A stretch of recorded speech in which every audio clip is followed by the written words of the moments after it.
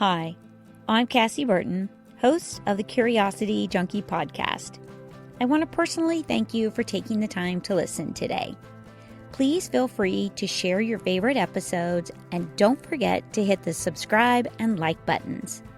There are a couple of ways you can help support the show. First, take a moment to rate the podcast and leave us a review. Greatly appreciate that. Second, hit the donate button or head over to cassieburton.com to learn more and get signed up for the monthly newsletter. Thanks again for listening and enjoy the show. Today's guest is a Vedic meditation teacher and co-founder of Soozy's Grain-Free, your favorite bakery treats reinvented. Please welcome Susan Chen to the podcast. Hi, Susan Chen. Welcome to Curiosity Junkie podcast. Hey, Cassie. So nice to be here. I am thrilled to have you on. There are a couple of things we're going to talk about. The main one, and the reason I reached out, is to talk about Vedic meditation. I want to know about it. I have no idea. I know a lot about different kinds of meditation. So let's talk about Vedic because I have no idea what that is. I would be happy to share everything that I know with you on Vedic meditation. Wonderful. Vedic meditation is an eyes closed practice that is quite different compared to other styles of eyes closed meditation techniques out there. And the one that's catching everybody's attention is under the big umbrella of mindfulness, right? Yes. And so the biggest difference with Vedic meditation versus mindfulness is a really big sort of mindset shift, pardon the pun in that, in that, instead of having various techniques to shepherd thoughts or witness thoughts within like a mindfulness meditation context, Vedic meditation actually follows the naturalness of the tendencies of the mind and the body to actually enter a relaxed state such that we step beyond and transcend thought together. Now, for most people who are listening to this or who haven't had, contact with Vedic meditation, you would think to yourself, like, what does it mean to step beyond thought? I feel like I live in my thoughts all day long. Even when I'm sleeping, I have dreams that are filled with thinking. And so what I like to the experience that is the most similar, right, to transcending your thinking are in those few delicious seconds as you're falling asleep at night and slipping into the sleep state. It's like, the mind's been racing all day, and then you might even be racing to sleep because sleep hygiene is so important these days, right? So we're starting to get anxious about sleep hygiene. And we finally, the cheek hits the pillow and you start to feel that jumble of thoughts begin to, loosen a little bit in your mind and your awareness. And what begins to happen, you think to yourself, Cassie, oh my God, I've just been waiting for this moment, like all afternoon or all evening. Let me just relax into it. Now, what we have seen through anthropological studies is that moment and that gap in time where we step beyond the thinking layer, but have not yet entered another state of consciousness, was actually regularly experienced by humans during the hunter and gather stage of our existence as a species. And what this really is stepping beyond our thinking tendencies and stepping beyond the waking state, but not yet sleeping, right? But resting the body in such a profound state that the body begins to very naturally release stress and enjoy deep relaxation at a super rapid pace. Now, this is a natural normal functioning of the body that we have began to lose, right? As we have stepped into the modern householder life of lots and lots and lots of demands. And so within Vedic meditation, and this is rooted in a 5,000 plus year old practice that comes from India, the land of Veda, which is Sanskrit for knowledge. What we begin to do is we begin to show the body how to rest really, really deeply and begin to step beyond our thinking. Because what we know is that lots of thinking causes, and not only causes more stress, but also is reflective of the stress that's stored cellularly in our bodies. Mm-hmm. And what we know is that if we can rest the body so deeply, deeper than the waking state, basically meaning the metabolic state that the two of us are currently experiencing right now, and what you're, as a listener, you're experiencing right now by listening to this podcast, if we can begin to allow the body to rest deeper than that and allow the mind as a byproduct to step beyond thinking, then we begin to enjoy a fully restored physiology, one where stress has no chance of catching up to us, right? And what begins to happen then is that the vice grip of our mind, the vice grip of, pains and traumas that we're feeling in the body begin to loosen a little bit, because we're re-enlivening that natural creative intelligence of healing in the mind and the body. And we begin to build this foundation of nourishment, of rest, of vitality. And as you know, when that begins to happen in the mind and the body, everything in our life begins to flourish in all of the different ways. And it'll look different for everybody else. I know that in previous styles of meditation that I practiced before, it would be like the 21-day challenge for more focus, right? Or a meditation for better sleep, or a meditation for anxiety, which is what I had lots and lots of before learning Vedic meditation about 7 years ago. And I think a lot of people can probably relate to that. But what all of those things are actually imbalances that are expressive of an overload of accumulation of stress in the body. So when we begin to reverse the process of stress accumulation, then anything that was out of balance for any particular person will become back into balance. And so this meditation practice, we say that it really begins to water the root of the tree versus, painting the leaves green because they've gone prematurely a little brown for all the reasons of, our modern day life. So a quick snippet of what Vedic meditation is. We also use a mantra in our meditation practice. So it's not a focusing technique. The only time that we're applying a little bit of effort in our practice is when we make it a priority to sit down and meditate. And I'm sure for all of your listeners, we can all relate to having meditation feel a little bit like a chore sometimes, but it is true that you got to make time for it. You have to make time for it. And so we place all the effort in this meditation practice of making time for it. And then when you close the eyes, when you come to learn Vedic meditation, you'll receive a personalized mantra that is, outfitted for you, your stage of life, and your psychophysiological type.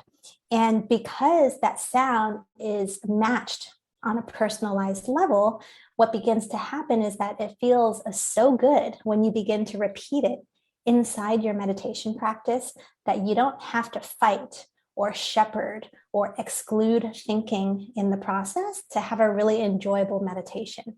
So if you were to think about it, let's say that we were all at a party together and we were in one room having a very engaging conversation, right? And then all of a sudden, Cassie, you hear your favorite song from your childhood days in another room, right? And so what would happen is your attention would naturally gravitate towards placing some attention in that room. And you might even say, hey, Susan, you want to finish our conversation out in the kitchen? Because I love this song. It reminds me of, my favorite days in college or something like that. So that's how the mantra in the tradition of Vedic meditation works with allowing the mind to settle down really, really quickly. Because in my own personal experience of previous styles of meditation, it was like I was tired of battling my thoughts inside meditation.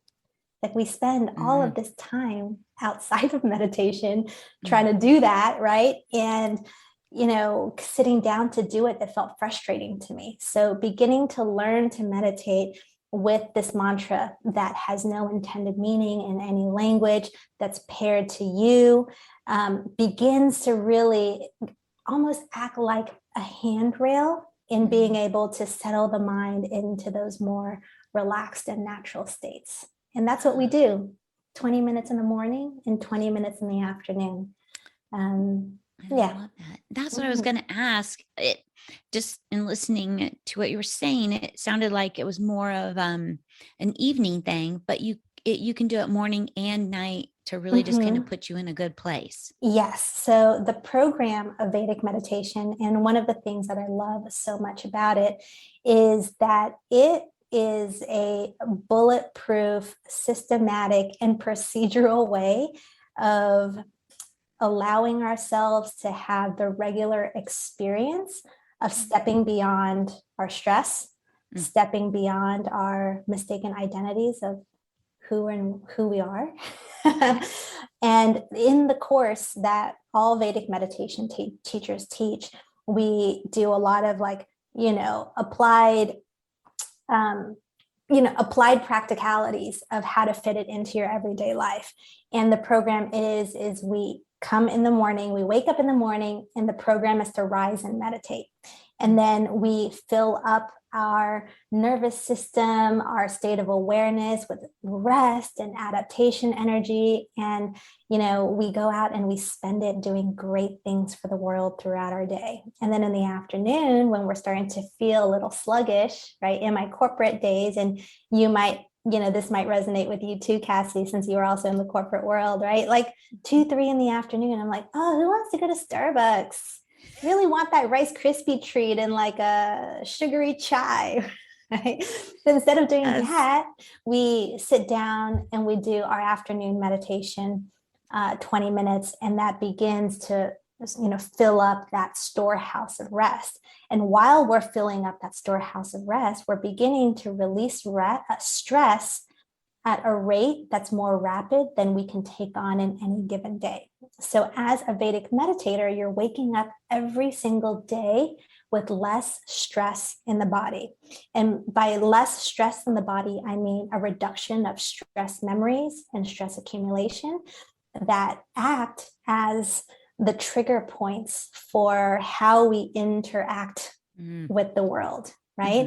By the time we're 20 years old, 100,000 stress triggers have been installed in our nervous system, right? That's just the way it goes. And, I'm 42. So if I am a non-meditator, I can easily do the math to say I'm creeping up into almost 250,000 of stress memories that we live with in every single day. And they live in, I don't like to use the word like subconscious mind necessarily, but they do live in like the background operating system of our mind and our awareness.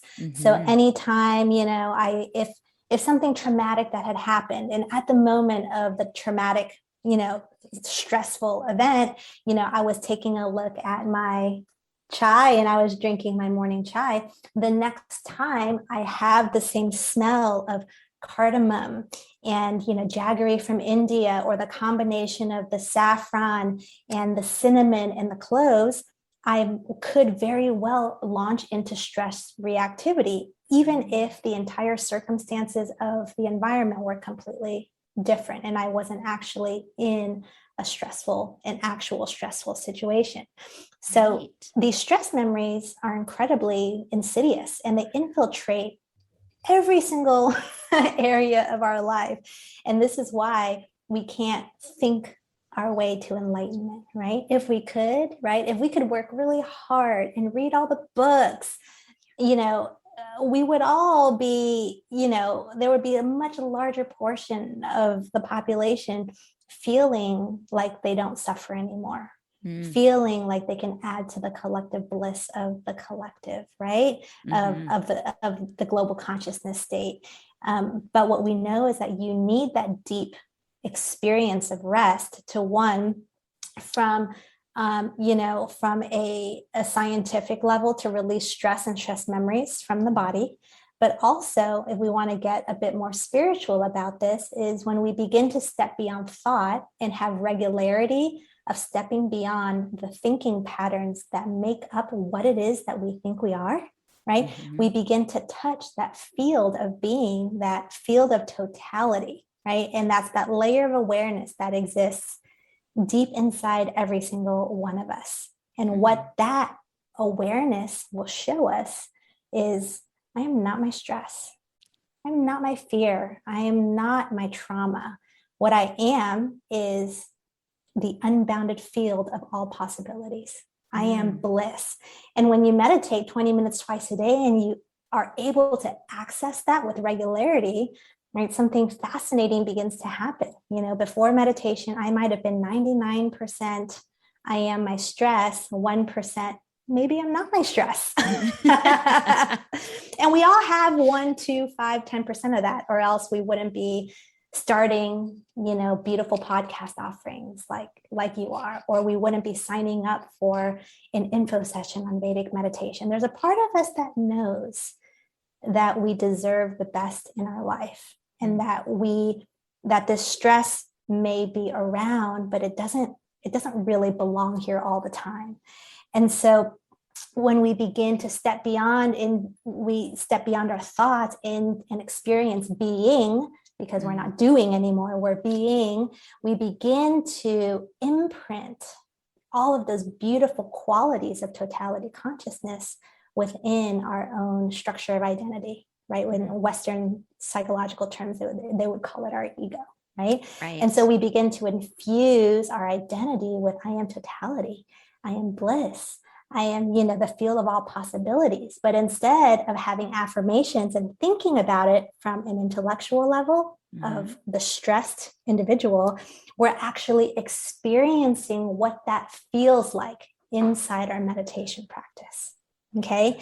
And so this is why it begins to become a really transformational practice, because on the level of the intellect, you know, we can be like Bart Simpson, right? And just write affirmations, you know, on the chalkboard all day. And certainly it has some benefits, right? Because one, there wouldn't be worldwide movements of journaling prompts and, you know, beautiful offerings like, you know, mantra affirmations, but they do hit a level of limitations in that if you're operating on the intellect from the foundation of lots and lots of stress, there will be only so much breakthrough you can experience until you relieve the pressure valve of those stress memories in the physiology.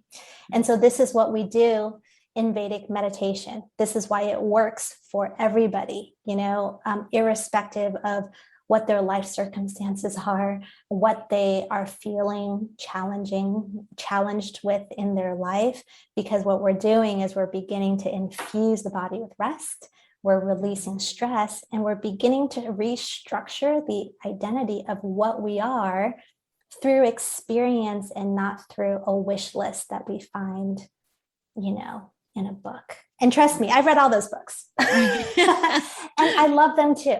I really, really do. They help me so much in my journey, and every part of our journey is valid and crucial and loved, you know, because it's so important to honor where we were, what we've been through, and where we're going.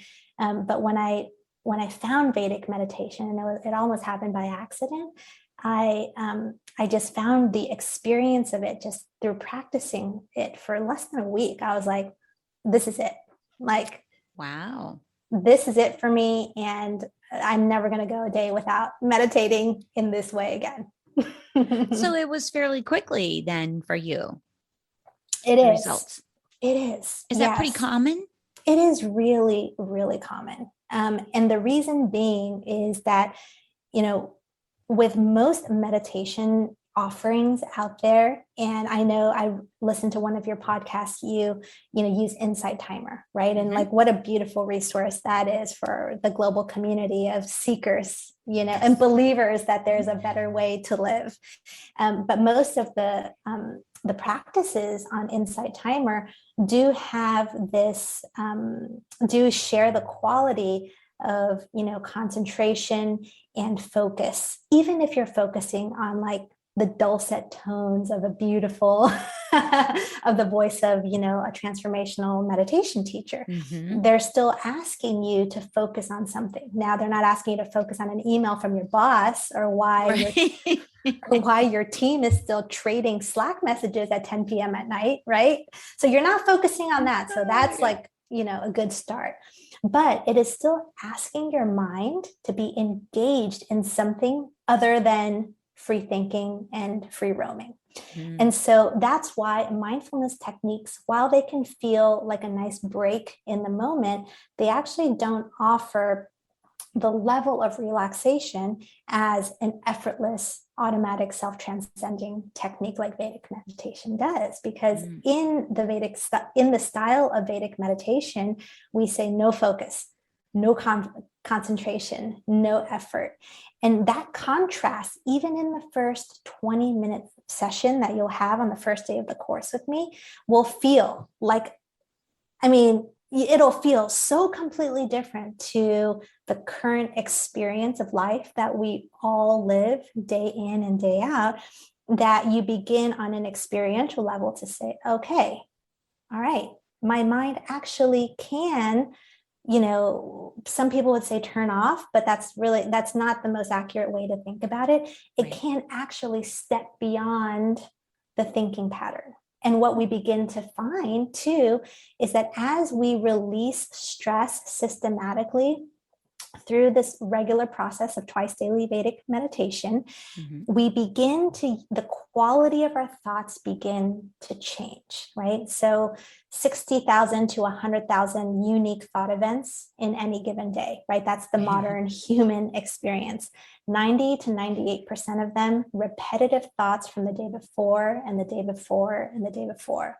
And a recent study has shown that up to 60% of the thoughts could be negative in nature, right? So we are swimming around in negative, repetitive thinking all the time. And why do we do that? Like, there must be a purpose, because no one wakes up thinking, I think I'm just going to drive myself crazy, thinking self-deprecating, you know, and like sad, depressing thoughts all day. Like everyone wakes up wishing their life could feel good. Like we could feel authentic and feel in their body.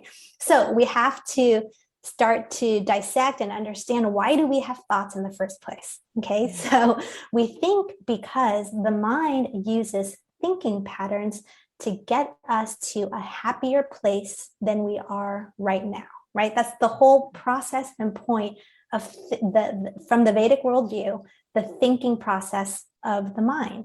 And so you would, you know, some people would say, well, what does that really mean in actuality, right? It means we wake up in an unfulfilled state, right? We might be completely attached to what it is that we have, most likely attached to the things that we don't have, right? To the things that other people have that we think that we want. And so we wake up thinking, you know, I want to get happy. I want to get happy. I want to get happy. And so those thought processes that happen day in and day out are for this, you know, fruitless search of fulfillment that we're all, you know, looking for in life. And then you add on the stress memories that we just talked about, right? Those hundreds of thousands of stress memories that are basically like little heat-seeking danger missiles out there trying to keep us safe, right? Stress is actually really great when we use it for like actual dangers, right? But for perceived dangers born out of stress accumulation, they are more of a nuisance to our fulfillment in life more than anything else. But you know, so we have these stress memories that are acting as little, fear scavengers, right, in our mind. And what that does is we have, you know, some sensory perception that comes in and it says, oh, is this dangerous? Is this safe? Is this dangerous? Is this safe? And, you know, those 250,000 stress memories, and a 42-year-old says, no, dangerous. I think that's dangerous. And then the mind says, okay, danger, danger, danger. How are we going to keep ourselves safe? And that's why the repetitiveness begins to come in, you know, always reviewing the past. What could I have done better? Should I have sent that text? I don't know. I should have sent that text. Oh my goodness, that person didn't email me back. Does that mean they're mad at me? Should I send another email? No, I feel like that would make me seem a little bit too desperate, right? Or we're rehearsing the future. Oh my gosh, what do you think I should do? Am I living up to my full potential? Gosh, should I be eating that bagel today? But bagel's high carb, I think like bagels shouldn't be great for me, but I heard that I'm supposed to follow my desires. Is bagel an actual desire? You start to think about all of these crazy things in your mind. And what do we lose in all that? We lose the present moment. And I know that you've done podcasts about the importance of the present moment, right? When you live on a foundation of stress, the present moment is not available to you. No. As much as you want it to be, stress runs on being hypervigilant, and how it begins to structure that hypervigilance is to look into the future to keep you safe, and to review the past to make sure you don't make the same mistakes in the future so that you can be kept safe. And so what we do with this practice is we begin to relax the mind and relax the stress. That will have the added benefit of relaxing your thinking too. And so then instead of just, going on hyperdrive of thinking about the future or worrying about it or reviewing the past, we begin to really settle into the present moment, right? And then our present moment begins to expand and expand and expand. And we know these moments, we go for hikes. Right? You live in Arizona, one of the most beautiful places in the world. You go for these hikes and you feel the expansiveness. Why does time feel like it stands still for that moment? Right? Because your senses are so wowed and awed by everything that you're seeing that for a moment, those thoughts, those stressy thoughts begin to fade away, and you're just left with being able to soak everything in the present moment in. And so this is what we culture in Vedic meditation. Being mindful and present is not an active practice for a Vedic meditator. It is a beautiful byproduct of sitting down 20 minutes in the morning and 20 minutes in the afternoon. And what we do is we actually forget all about meditation throughout the day, right? We're like, we're not with these finished meditation, walk down the street, walking your dog, being like, I nailed that meditation. I'm such a great meditator. It's not like that. We view it as brushing our teeth in the morning, right? Or taking a shower in the morning. We cleanse the nervous system of stress. We power wash that stress away. And then, our full potential begins to shine naturally, and we go about and live our life in that easy and simple and natural way. Yeah.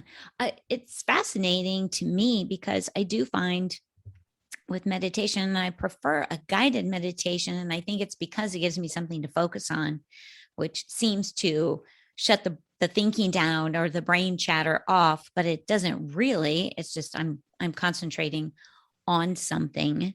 Yeah. But as soon as I stop, everything comes flooding back in.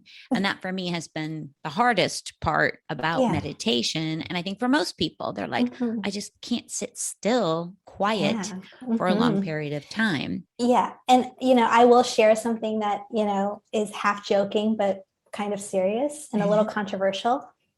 There is not a huge difference between sitting down for a guided meditation and watching an episode of Ted Lasso.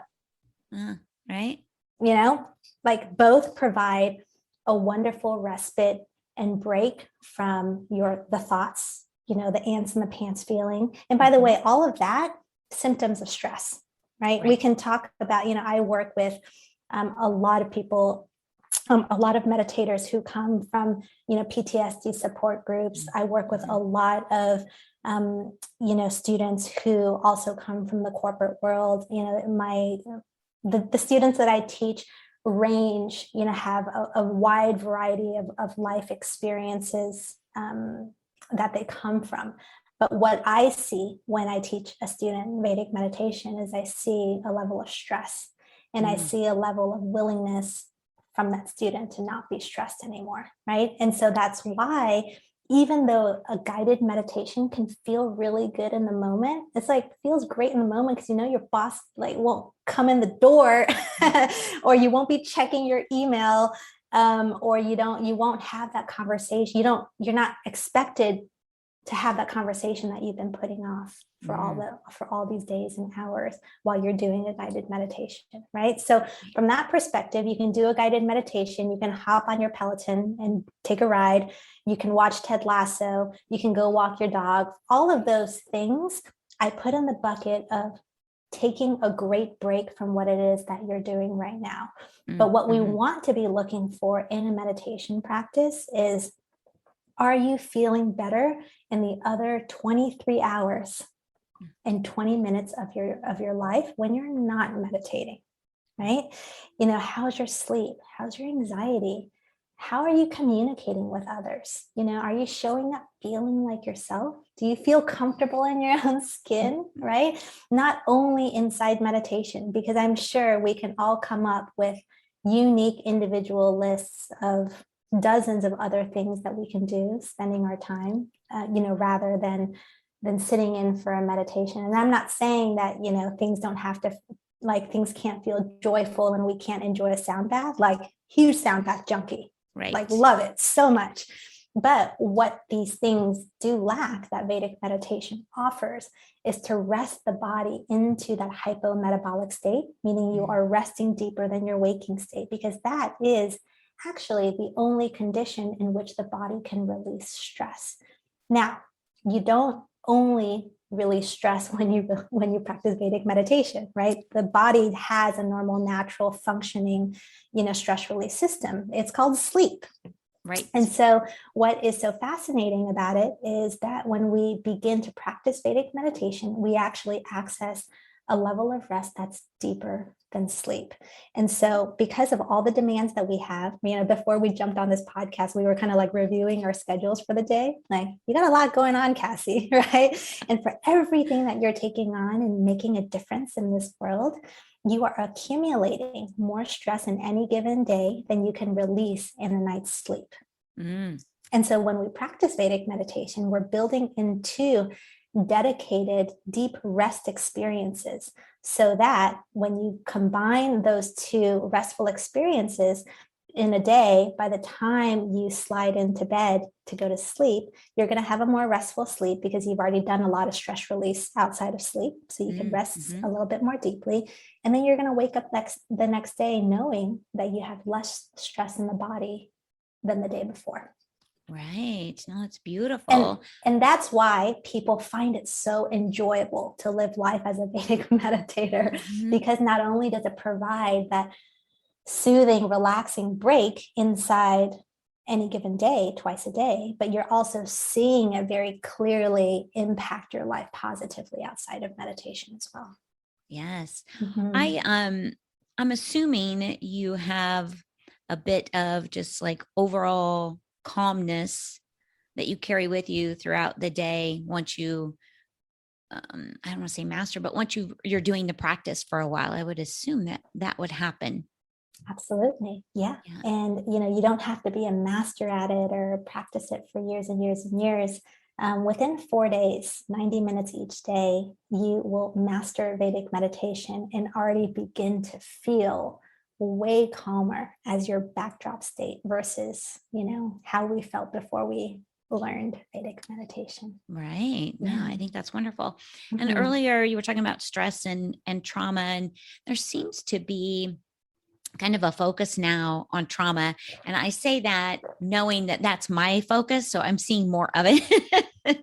But I am really curious about how trauma kind of gets trapped in the body. And I'm sure because it is a point of stress for most of us when something traumatic happens or a trauma event takes place, that stress does kind of get trapped in the body. Are we also talking about being able to kind of release that as well? Because it is a type of stress?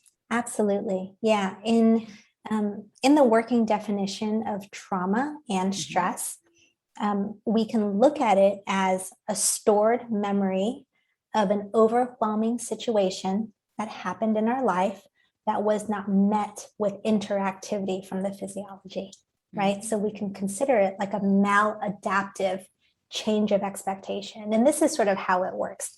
We wake up every single day with a bank balance of rest, right? We'll call it adaptation energy. This is a famous site a famous scientist named Hans Selye, who began the study of stress in the early 1900s.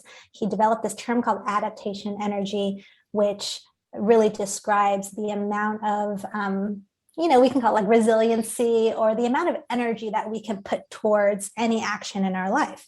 And so we wake up every morning also with an idea of how the day is going to shape up. Mm-hmm. And what we know is that because our modern day life is action packed and jammed and things change, like I was telling you before the podcast, I was like, I don't know if my headphones are going to work. Like, am I going to have to reschedule this podcast? Luckily it worked. That's why we're on right now today.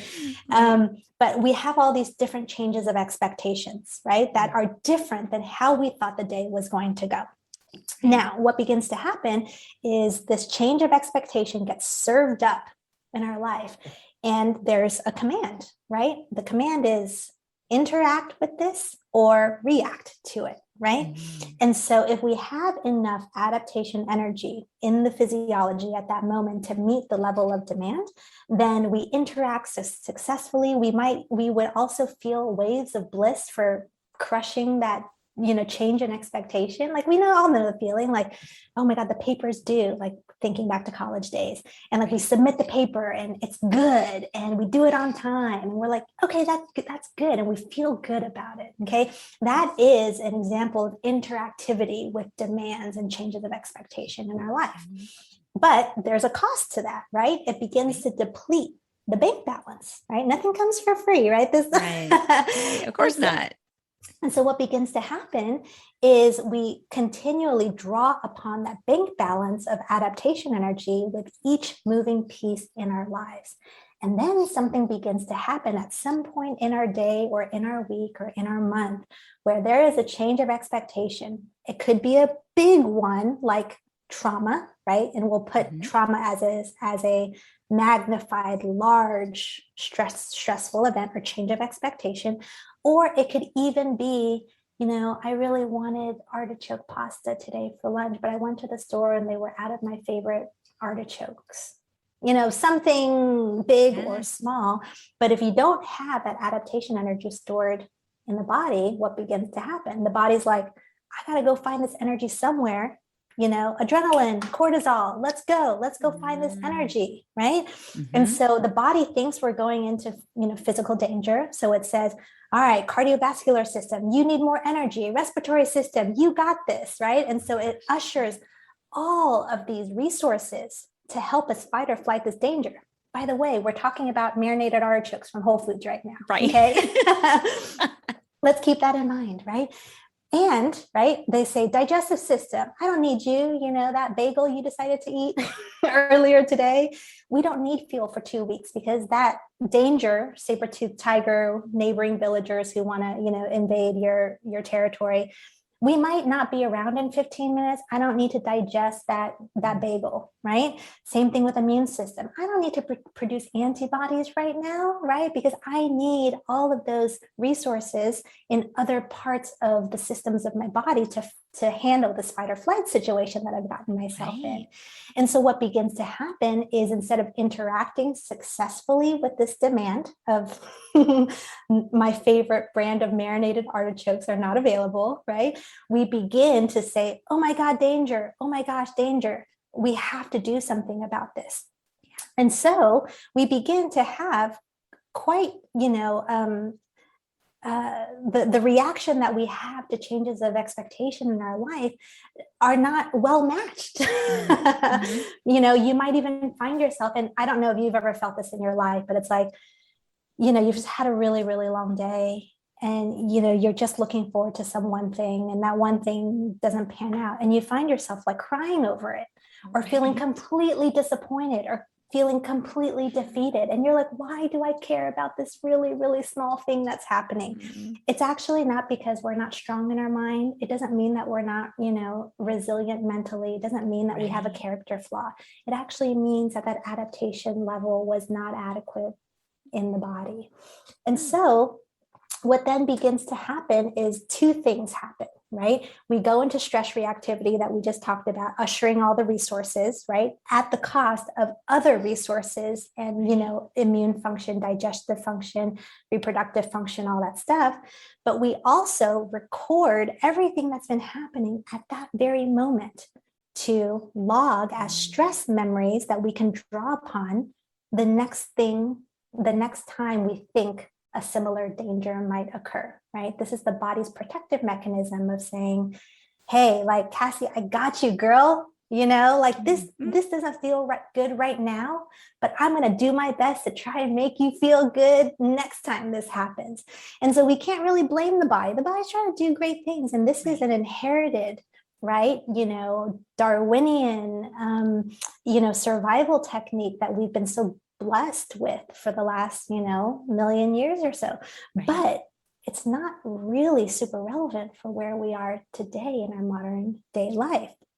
And so when we talk about trauma or we talk about stress, this is really at the core of it all, accumulated memories of these overloads of experiences in our life. And what can happen is once we get re-triggered, it actually makes the memory sort of like rise up in the priority rank of all the other stress memories that we have in our life, right? Think of it as like the New York Times bestseller list or something. It just keeps on going up and up and up and up. And what begins to happen is we become completely hair triggered by any small whiff of a stress memory that might cause some perceived danger in our lives.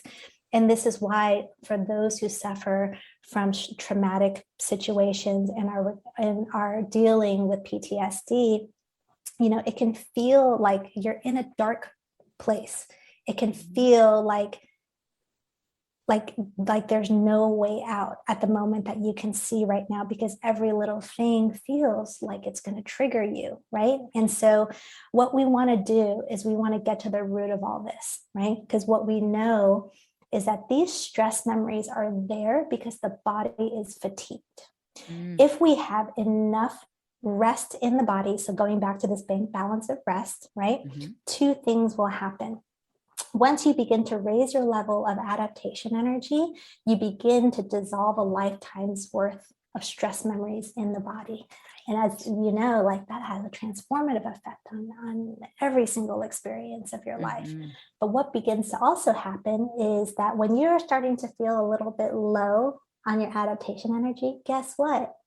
We have our second meditation to look forward to in that day, right? We don't have to go to Starbucks and have our Rice Krispie treat like I used to do at 2 p.m. every day, right? We don't need that sugar hit. We don't need, whatever it is that we're putting in our bodies to cope.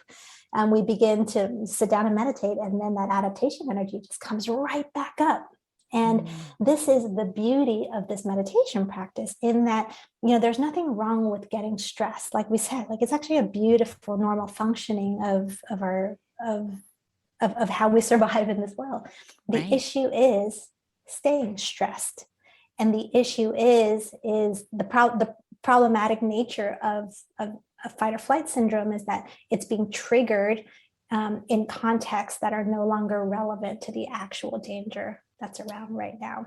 And so, when I work with meditators who have been living with traumatic memories and have been living with PTSD for a long time, what we do is that, we don't make any outlandish promises to say meditate, it's a 4-day meditation course, 90 minutes each day. So I am not out there saying, oh yeah, after 4 days, they're going to be gone, right? You're not going to feel it. But what's going to happen is you're going to start to feel the grip of those stress memories begin to loosen its grip on our mind and our general feelings of happiness in life.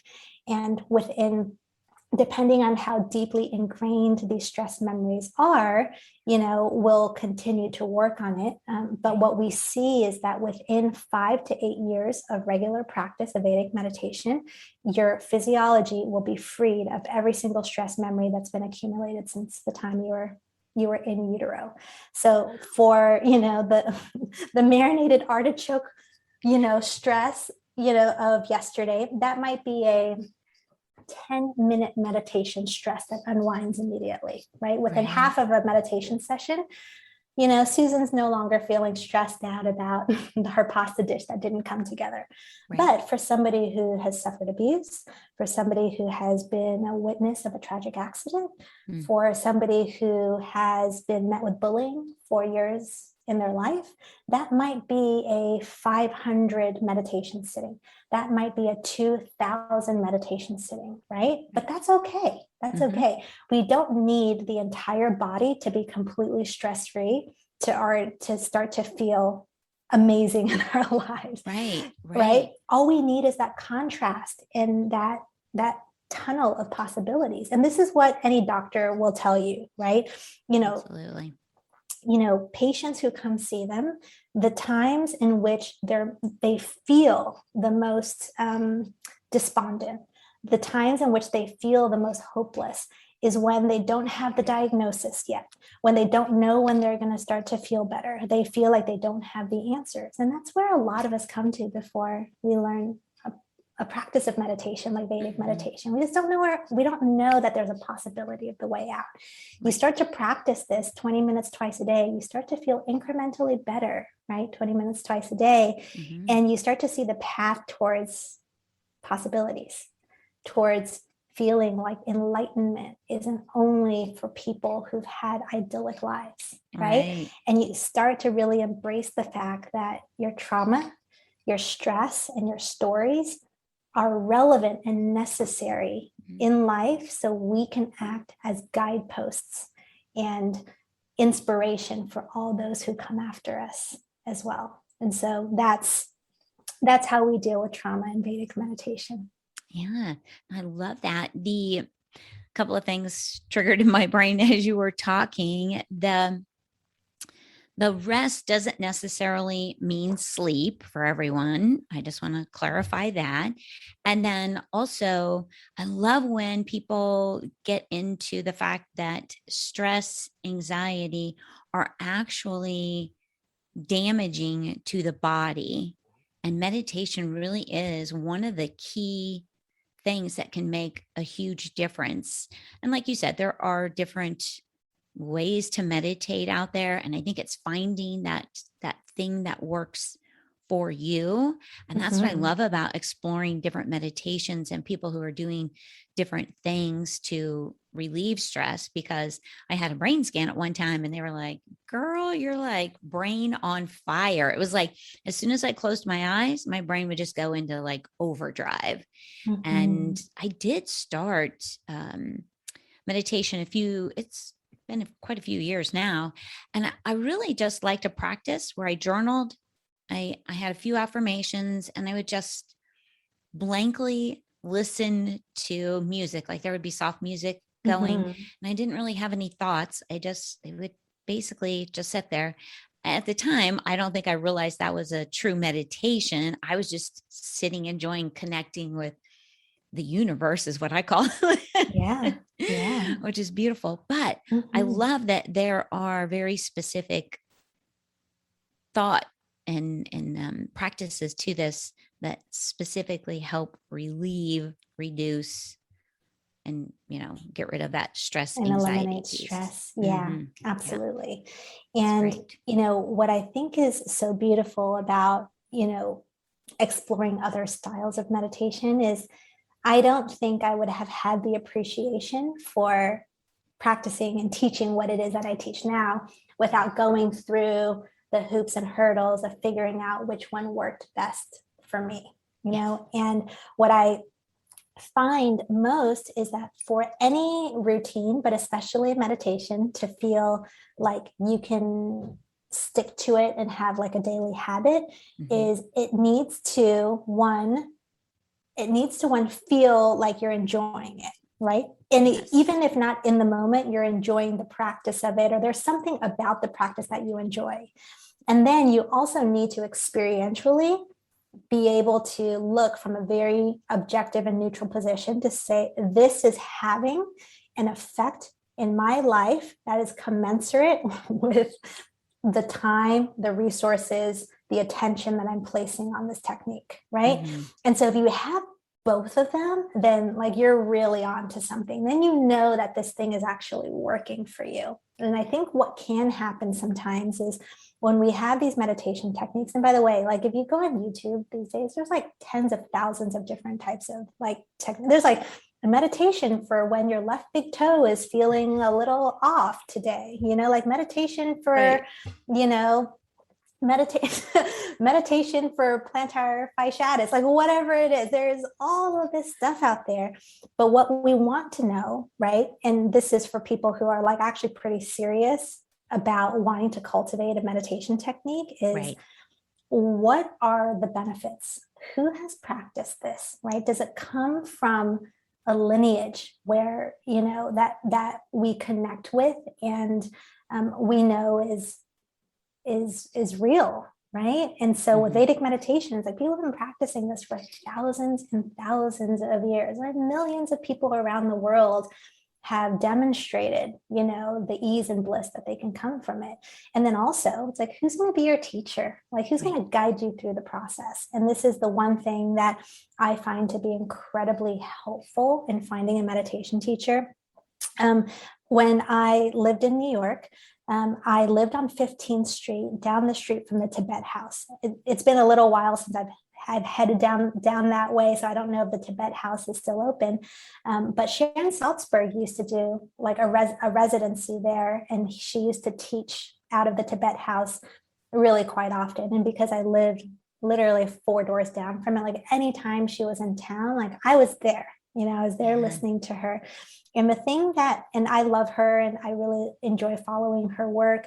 But I think the thing that was missing for me in terms of my connection with what she teaches is that I learned with her through her books, right? I learned with her through these big, big lectures. And there were all these different styles of meditations that she teaches as well, all in their own right, beautiful and, great relaxation techniques as well. But connecting with Sharon on the intellectual level really wasn't enough for me. I needed that experience of deep rest, right? That experience of being, right? That state of supreme intercontentedness where I don't have any preconceived notions of, Susan being a bad girl or Susan being undeserving of her life or Susan who makes all those mistakes, right? All of that gets put to the side and Susan is totality. Okay, that's kind of rad. Let's come back out into life and see what effect that has. And so, that was the biggest difference for me. I connected with a Vedic meditation teacher. I continue to study with the preeminent, authority of the Vedic tradition. His name is Tom Knowles. And, he has been a huge mentor and guide in my life and really connecting with this really huge body of knowledge that's known, as Veda. And yeah, I encourage anyone who's interested in advancing their practice, like trust your instincts. If something feels good to you and you feel like when you're practicing it, you're feeling the benefits of it, then like go with that. Meditation is not supposed to feel like you're going to the dentist, right? And sorry to all the dentists that are listening out there. But no one likes going to the dentist. Or those who might actually enjoy going to the dentist. But it's not supposed to feel like a chore, right? If you find the right meditation technique, it should be something that you wake up and you're excited to do. And even when you're not excited to do it, you make the priority to do it anyways, because you know that in all those 23 hours of your life, you're gaining huge benefits from it. Yes. Yes. Well, how would someone connect with you? Because I know you do the course. How do we get connected?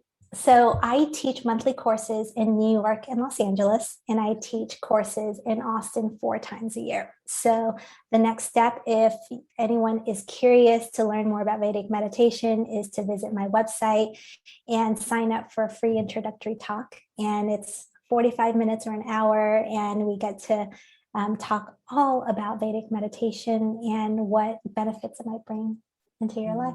Love that. And go ahead and say your website. Yes, meditatewithsusan.com. Fantastic. And I will put that in the description on all the platforms, so it will be there for everyone. And then one other thing that I found when I was on your website is you also have something really cool called Soozy's Grain Free. Yes. And I was on there looking. You have some amazing, like, I'm going to click over there and take a look at it right now, because I was just like, it's just crazy what you have, like muffins, you've got cookies, donuts, bread, bagels. Yes. And they look amazing. And they're all, talk a little bit about it, because they're like grain-free, dairy-free, non-GMO, gluten-free. Yes. So when I left Wall Street in 2016, I was working in finance as a research analyst, then the head of research, then a portfolio manager. I knew that it was time for a transition in my life. It wasn't this like eat, pray, love moment where I learned to meditate and then like I gave up on my worldly belongings. Right. I learned to meditate, and then I had the 3 best years of my career afterwards. Like total ease, total surrender was at the top of my game, and it just flowed very, very easily for me and joyfully. But then, as all great things, it was time for a transition. And so I left in 2016 and spent the better part of the next year in India studying the style of meditation and training with the preeminent masters of this tradition in India, and also learning a lot about Ayurveda, which is the sister science, of Vedic meditation, on how to take care of the mind and the body from the perspective of perfect health, and not from the perspective of disease. So I like that. Out of all of that, Soozy's was born. Basically, we wanted to create something that was really, really nutritious, something that was easy for moms to be able to throw in their kids' lunch boxes or give to the kids after school or for breakfast. And we started off with a line of muffins that are super tasty and delicious. And then we wound up rolling out breads and bagels, speaking of bagels, and also a line of cookies as well. So Soozy's Grain Free is, you can find them at about 4,000 stores nationwide. We are national with Whole Foods, as well as a lot of regional supermarkets and retailers out there as well. But I always like to say that Soozy's was like the firstborn of my meditation practice, because for the first time I was like, okay, like there's something else out there besides working in the corporate world. Like I see it now, and it's really allowed me to make great connections in the world, really step into the life of an entrepreneur and running a small team, and really begin to create something from the ground up. Yeah. That's another thing I love about meditation is I do find it spurs more creativity. Absolutely. I love that. And I will put the link to Soozy's Grain Free in the description as well, because I do think it's an amazing product. I haven't tried it. It's on when next time I go to Whole Foods, I'm going to grab some, because it looks like it's amazing. And the grain free is a big thing for me, and gluten free. We're really focused on that. Yeah. And the great thing, the thing about creativity too, Cassie, is like, what would your mind be up to if it wasn't stressed out all the time? Right. What would your mind be thinking and creating if you weren't rehearsing the future and reviewing the past? What a beautiful thought, right? Yeah. Oh, I love that. Well, Susan Chen, it's been lovely connecting and chatting and learning from you. So great to make the connection, and it will be the first of many conversations I look forward to having with you. Oh, I love it. Thank you so much. And to everyone out there, thank you for tuning in, listening, watching. Stay safe, stay curious, and I'll see y'all next week. If you enjoyed today's episode, please hit the subscribe button to follow us and receive new episodes each week. If you really enjoy the podcast and you're feeling generous, please hit the donate button. We work hard to create original content and keep the podcast ad-free.